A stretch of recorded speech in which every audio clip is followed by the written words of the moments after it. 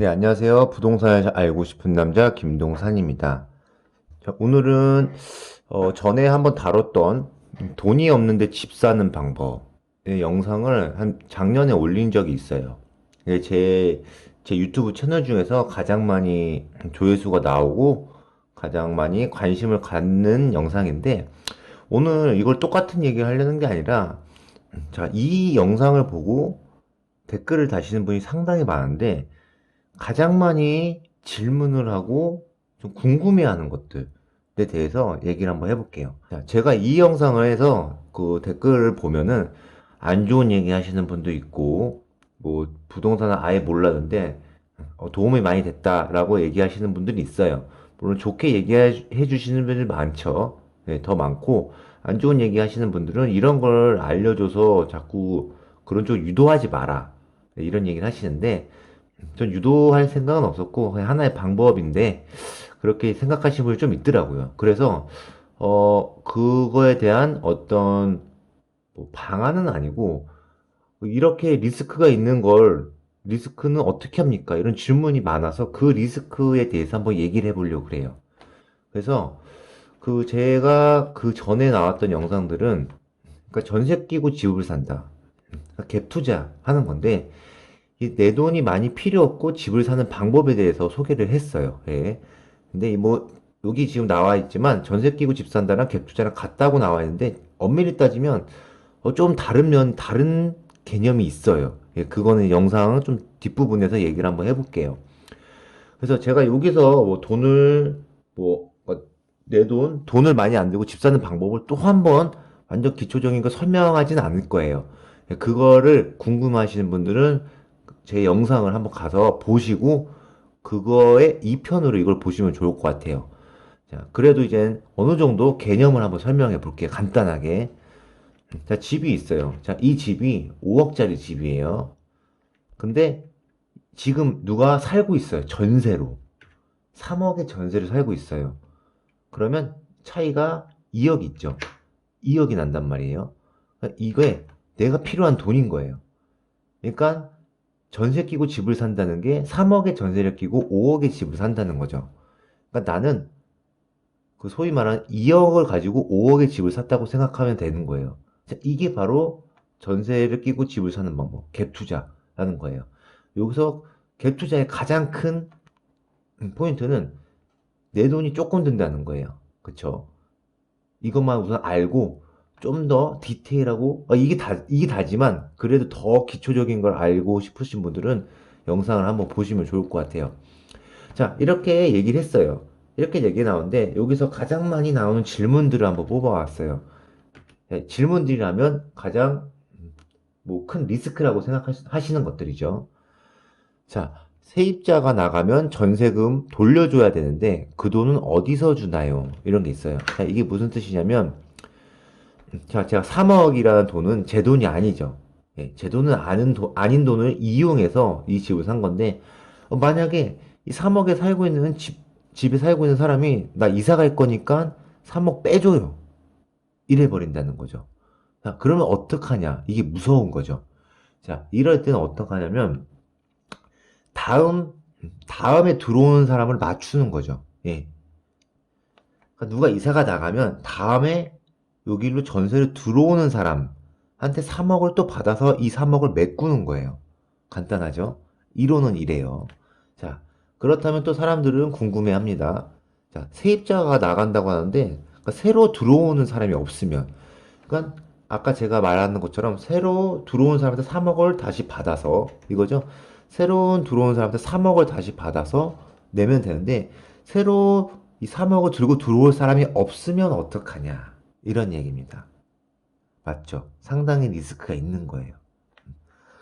자, 그래서 이 전체적인 리스크를 한번 얘기를 해볼 건데, 우선 제가 댓글에도 많이 남기는 말이 뭐냐면, 수요가 많은 지역, 그러니까 인기가 많은 지역에 이 갭 투자를 해야 된다. 이런 얘기도 하고요. 그리고 그러면은 이사를 들어올 사람이 뭐 많이 있다는 거죠. 그만큼 안정적이라는 거예요. 제가 그런 얘기를 많이 해요. 그래서 이거에 대해서 조금 더 자세히 얘기하면은 자, 부동산에서 계약을 할 때 날짜를 맞춘다고 하고 잔금을 맞춘다, 잔금 날짜를 맞춘다고 이런 얘기 좀 해요. 날짜를 맞춘다는 거면 이 세입자가 이사를 가기 전에 얘기를 할 거잖아요. 얘기를 안 해도 막 물어는 봐야 돼요. 자, 내가 3개월 있다 이사 갈 예정입니다. 계약이 끝나서. 그럼 그때부터 이제 부동산에 내놓는 거죠. 그럼 부동산에서 이제 뭐 새로운 사람들이 물건을 보러 오겠죠? 그러면, 아, 이 집 언제 이사 가능해요? 물어보면, 아, 3개월 있다 이사 가능해요. 딱 이런 식으로 얘기해요. 자, 이렇게 됐을 때, 딱, 저희도 3개월에 들어올 거예요. 이렇게 되면, 진짜, 아무 문제 없이 계약이 되는 건데, 조금 더 리스크를 생각해 보면, 자, 내가 뭐 1월 1일 날 이사를 나갈 건데 전에 살던 사람이 근데 새로 들어올 사람이 뭐 3월 달에 들어와야 된다는 거죠. 왜냐면 전에 살던 집에 계약도 있기 때문에. 자, 1월 1일 날 이사가 나가고 3월 1일 날 이사가 들어와요. 그럼 중간에 이 두 달이라는 기간이 비어버리죠. 자, 두 달이라는 기간이 비어버리기 때문에 이 1월 1일 날 나가는 사람한테 이 3억을 줘야 돼요. 어찌됐든. 그죠? 자, 이럴 때가 위험한 거예요. 이럴 때가 많이 걱정하시고 무서워하는 건데, 자, 만약에 이런 일이 일어나게 되면 어떻게 해야 되냐? 2억을 줘야 되는 거죠. 자, 근데 어떻게 줘야 되냐? 자, 여기서 사람마다 좀 성향은 달라요. 그래서 제가 제 주위에서 이런 경우는 본 적은 없어요. 예, 본 적은 없는데, 자, 뭐, 걱정하시는 분들이 많은데, 결국은 날짜가 어떻게 맞춰서 잘 마무리되는 경우가 있어요. 자, 그러면, 만약에 어떤 사람은 미리 2억, 이 3억이죠. 3억을 내가 준비를 해 놓는 사람도 있어요. 그러니까 이 3억이 내 갖고 있는 빚이다 생각해서 이 세입자가 살고 있을 때 내가 3억을 어떻게, 그래, 이 사람이 또 나가면 들어올 사람이 없으면, 아, 이거 줘야겠구나 해서 그걸 미리 여유 자금을 준비해 놓는 사람도 있어요. 자, 근데 대부분 갭 투자하시는 분들 이런 게 많이 없을 거예요. 자, 이럴 때는, 자, 방법은 돈을 빌리거나 은행에서 대출을 받는 경우죠. 자, 자, 은행에서, 자, 2달 동안은 대출을 받아서 이 3억을 줘야 되는 거예요. 그죠? 그럼 3억을 주게 되면 2달 동안에 이자가 나오죠. 그 이자를 그냥 내가 돈을 은행에 내면서 3월 1일 때까지 기다립니다. 3월 1일 날 3억이 들어올 거잖아요. 새로운 세입자가. 그걸 은행에서 갚고 다 청산을 하는 거예요. 자, 이렇게 하는 방법밖에 없어요. 예. 간단하죠? 간단한데 이 리스크가 분명히 있습니다. 예. 분명히 있어요. 그래서 이런 리스크를 줄이는 방법, 줄일 수 있는 요건들을 뒤에 와서 또 한번 간단히 정리를 해볼 건데, 자, 이런 경우 또 다른 조건이 있어요. 자, 부동산이 도와주는 건데, 자, 부동산이 영업을 진짜 잘하고 좀 노하우가 있는 부동산은 어차피 이 부동산에서 계약을 할 거란 말이에요. 자기 손님이고. 그러니까 부동산에서, 야, 그러면 내가 3억을 잠깐 빌려줄게. 뭐 이자도 대충 없고 어차피 3월 1일 날 돈 들어올 거잖아. 계약이 파기는 안 돼요. 손해이기 때문에 새로 들어올 사람들. 그러니까 3억 들어올 때까지 내가 더 빌려줄게. 이사 나가는 사람 줘. 이렇게 부동산이 이렇게 집주인이랑 이렇게 얘기해서 계약을 성사시킬 수 있는 부동산도 있어요. 그러니까 이 부동산은 똑똑한 거죠. 손님도 잡고 어차피 내가 거래를 하면 수수료도 내가 받기 때문에. 자, 이런 식으로 하는 경우도 있어요. 자, 이렇게 가장 많이 질문을 하고 가장 많이 생각하고 있는 리스크는 이겁니다. 그래서 진짜 리스크 현실 됐을 때는 이런 방법을 써야 돼요. 경우를 한번 볼게요. A랑 B란 집을 해볼게요. 자, A는 매매가가 5억짜리 집이고 B는 10억짜리 집이에요. 근데 자, 보시면 전세가 3억이고 8억이에요. 근데 결론적으로 보면은 내가 필요한 돈은 2억. 그러니까 이 A랑 B 집은 모두 2억을 가지고 집을 살 수 있는 거예요. 내 돈 2억만 있으면 집을 살 수 있는 집이죠. 들어가는 돈은 똑같아요. 하지만 뭐가 다르죠? 예.